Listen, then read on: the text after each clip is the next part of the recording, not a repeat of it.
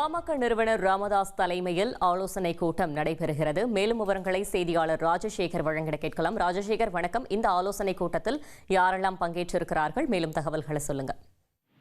நிச்சயமாக. அதாவது திண்டிவனத்தில் உள்ள தைலாபுரம் இல்லத்தில் பாமக நிறுவனர் ராமதாஸ் தலைமையில் பாமகவால் நியமிக்கப்பட்ட புதிய தலைமை நிர்வாக குழு ஆலோசனை கூட்டம் இன்று தலையாபுரத்தில் நடைபெற்று வருகிறது.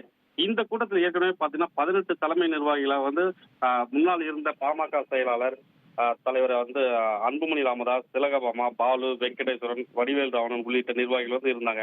இப்பொழுது அது கலைக்கப்பட்டு புதிதாக சேர்க்கப்பட்ட பொதுச் செயலாளர் முரளி சங்கர், பொருளாளர் சையது மன்சு ஹுசேன், கௌரவ தலைவரான ஜி.கே. மணி, அருள்மொழி உள்ளிட்டவர் இந்த குழுவில் இருக்காங்க. இந்த குழுவில் குறிப்பா பாத்தீங்கன்னா அன்புமணி ராமதாஸ் இருந்துட்டு வராரு. ஆனா இந்த கூட்டத்துக்கு இப்போது அவர் பங்கேற்கவில்லை.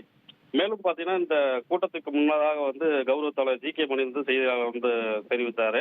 அப்ப பாத்தீங்கன்னா உடல்நலம் கடுமையாக பாதிக்கப்பட்டதாகவும், அவருக்கு இதய பிரச்சனை போன்ற வழிகள் பாதிக்கப்பட்டுள்ளதாகவும், இந்த இதய சுச்சுவேஷன் நீடிச்சு போனா ரொம்ப கஷ்டமான இது இருக்கு. மற்ற தொண்டர்கள் மத்தியில ரொம்ப இறுக்கத்துடன் காணப்பட்டு வராங்க. இந்த குழப்பமான சூழ்நிலை இது நீடிச்சுன்னா மற்றவங்க தொண்டர்களுக்கு எல்லாருக்குமே மனவேதனை ஏற்படும் அப்படின்னு சொல்லிட்டு ரொம்ப வேதனையோடு தெரிவிச்சுட்டு போயிருக்காரு. இன்னும் கூட்டம் நடந்துட்டு இருக்கு. கூட்டம் முடிந்த உடனே பின்னர் செய்தியாளர் சந்தித்த பின் மற்றவர்கள் தெரிய வரும்.